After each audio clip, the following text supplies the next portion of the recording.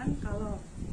Kalor adalah salah satu bentuk energi yang bisa berpindah dari satu tempat ke tempat lain, dari benda yang suhunya tinggi ke benda yang suhunya rendah.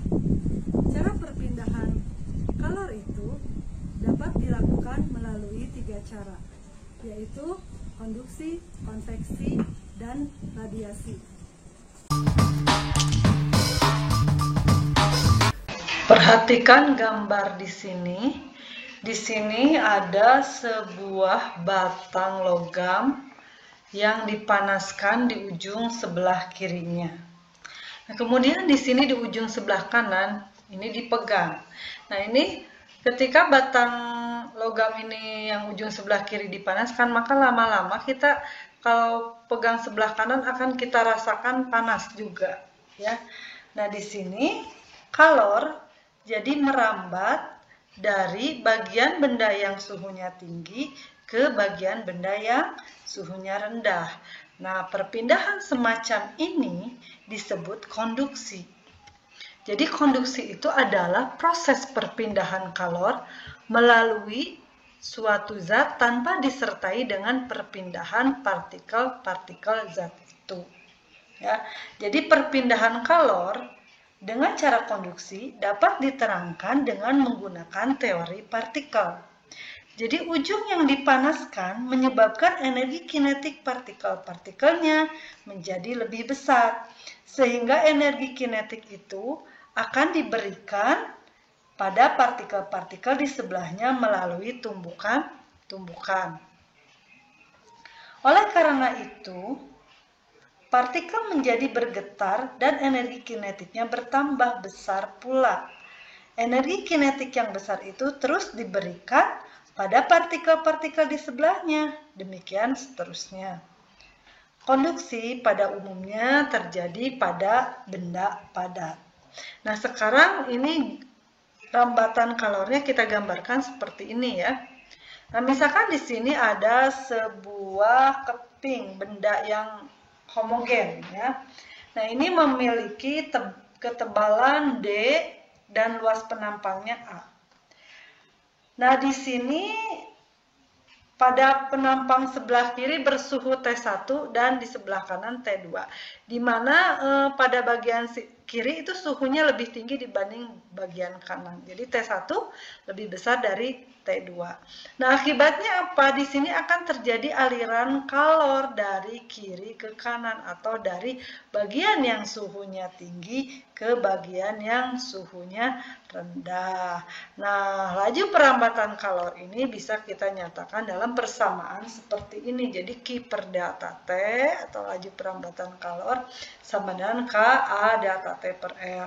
Di mana di sini K ini merupakan konduktivitas termal, ini adalah luas penampang, delta T adalah perbedaan suhu, dan L adalah panjang batang. Ya.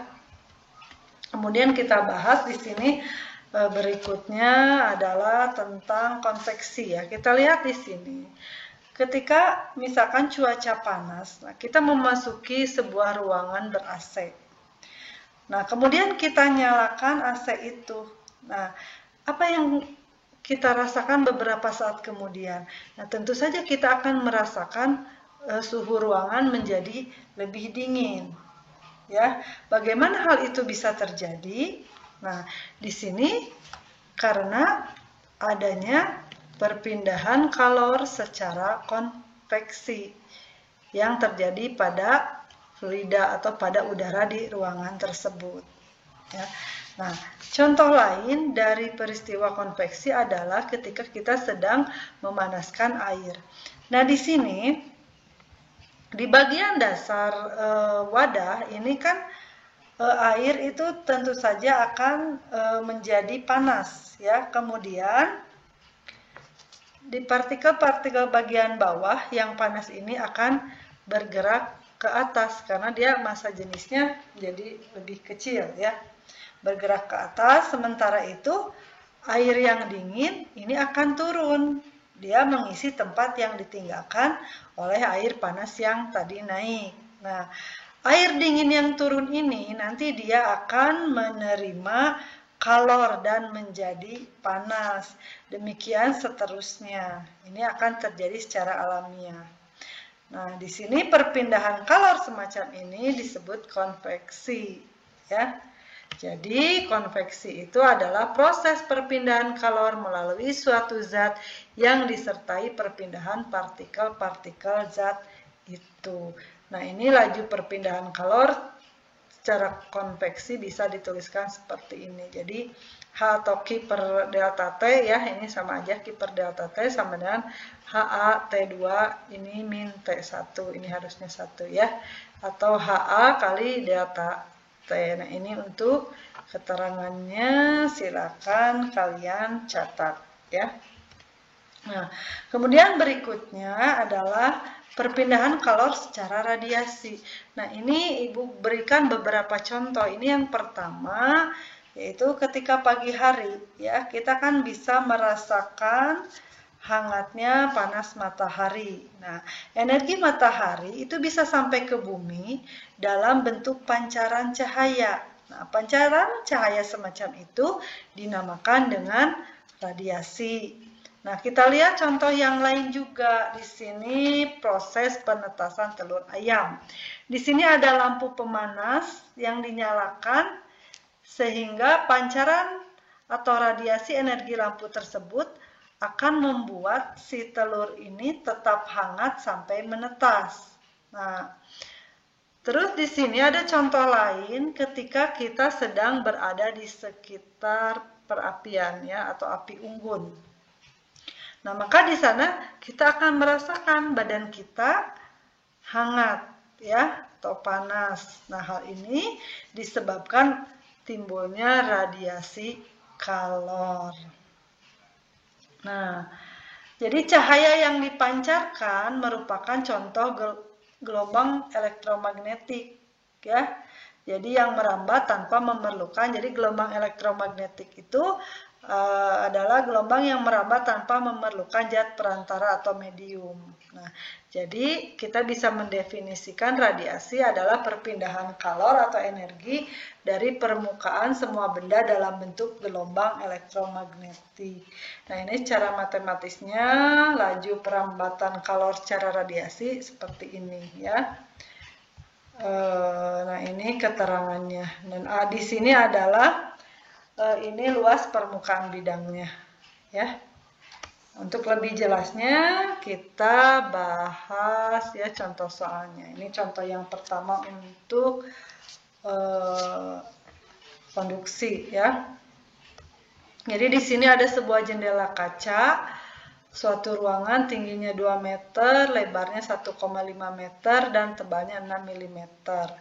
Suhu di permukaan dalam dan permukaan luar kaca masing-masing 27 derajat Celcius dan 37 derajat Celcius. Jika konduktivitas termal 8 kali 10 pangkat min 1 watt meter pangkat min 1 Kelvin pangkat min 1, tentukan jumlah kalori yang mengalir ke dalam ruangan melalui jendela itu setiap detik. Jadi di sini kita harus mencari laju perpindahan kalornya secara konduksi ya. Nah, ini kita tulis dulu yang diketahuinya konduktivitas termal, kemudian luas ya, kita hitung dulu nih luasnya, panjang kali lebar yang ini ya. Nah, ini 3 meter persegi, kemudian selisih suhunya 37 dikurangi 27, 10 derajat Celcius. Jadi kalau kita rubah ke Kelvin juga akan sama ya, karena yang ini ditambah 273, yang ini juga ditambah 273, selisihnya pasti sama 10. Kemudian panjang aliran kalor ini yaitu kita ambil di sini tebalnya, yang tebalnya ini dia. Nah, di sini dalam satuannya milimeter kita rubah ke meter, 6 kali 10 pangkat min 3 meter. Nah, sekarang kita masuk ke persamaan konduksi, itu seperti ini ya. Nah, kemudian kita masukkan angka-angkanya, ini K-nya diambil dari sini ya, 8 kali 10 pangkat min 1. Hanya adalah 3 meter persegi, delta T-nya 10 dibagi L-nya yang ini ya tebalnya. 6 kali 10 pangkat min 3, ini dikalikan 4 kali 10 dibagi 10 pangkat min 3. Ini pangkat min 3-nya ke atas jadi positif ya. Jadi kita peroleh di sini 4 kali 10 pangkat 3 Joule per sekon. Untuk contoh yang lain, sekarang ini masih contoh konduksi ya. Tapi di sini logamnya ada 2. Nah, perhatikan gambar di samping. Jadi di sini si logam ini ada 2 buah logam. Di sini sama ya jenis logamnya, tapi panjangnya si P ini 2 kali panjang Q. Nah, yang ditanya di sini adalah suhu pada sambungan kedua logam. Nah, ini karena di sini lajunya sama, jadi kita tulis seperti ini ya. Jadi ini laju perpindahan kalor pada logam P, yang ini pada logam Q ya, yang Q per T-nya. Nah, karena jenis dan luasnya sama, berarti di sini A sama K-nya habis dibagikan, jadi tersisa ini delta T per L, yang ini delta T per L juga. Nah, kemudian menjadi seperti ini. Nah, lihat pada bagian P ini selisihnya yang besar kurang yang kecil ya. Berarti 120 dikurangi suhu pada sambungan. Tapi kalau di sini pada batang Q ini karena suhu di sambungan nanti lebih tinggi daripada ujung sini, berarti nanti jadi T-20 kita menuliskannya. Nah, ini panjang P-nya sebut saja 2L gitu ya, panjang si Q-nya L. Nah, nanti ini L dibagi L habis, jadi nanti seperti ini. Nah, jadi 120 min T per 2 sama dengan T min 20. Sehingga di sini 2-nya dikalikan ke sini ya. Jadi 120 min T sama dengan 2T min 40. Nanti yang T digabung dengan yang T, jadi di sini 2T tambah T, di sini 40-nya pindah ke kiri ya. Atau ruas kiri ditambah 40, ruas kanan tambah 40. Jadi seperti ini. Nah, sehingga di sini 160 sama dengan 3T, maka T-nya 160 dibagi 3, yaitu 53,3 derajat Celcius ya. Nah, berikutnya plat baja dipanaskan hingga suhunya mencapai 227 derajat Celcius. Hingga kalor radiasi yang dipancarkan sebesar E Joule per sekon. Jadi ini tidak dalam bentuk angka ya. Jika plat terus dipanasi hingga suhunya mencapai 727 derajat Celcius, ini maksudnya ya, tentukan kalor radiasi yang dipancarkan. Nah, di sini kita peroleh T1 sama dengan 227 derajat Celcius. Ini kita rubah ke Kelvin. Jadi 500 Kelvin, dan T2-nya 727 derajat Celcius. Ini ditambah 273 jadi 1000 Kelvin. Jadi kalor yang diradiasikan oleh suatu permukaan benda ini berbanding lurus dengan pangkat 4 suhu mutlaknya. Nah, sehingga kita gunakan perbandingan seperti ini ya, karena nilai yang lainnya sama.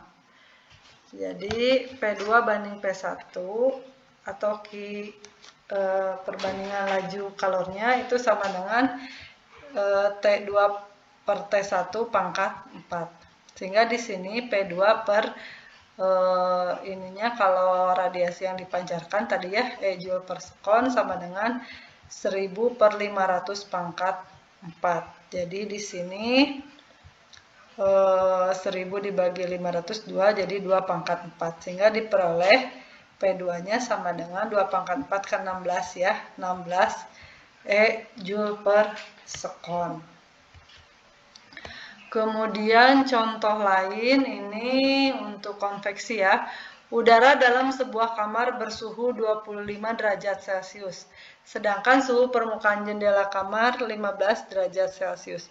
Tentukan laju kalor yang diterima oleh jendela kaca seluas 0,6 meter persegi jika koefisien konveksi pada suhu itu 7,5 kali 10 pangkat min 5 kalori per sekon sentimeter kuadrat derajat Celcius ya.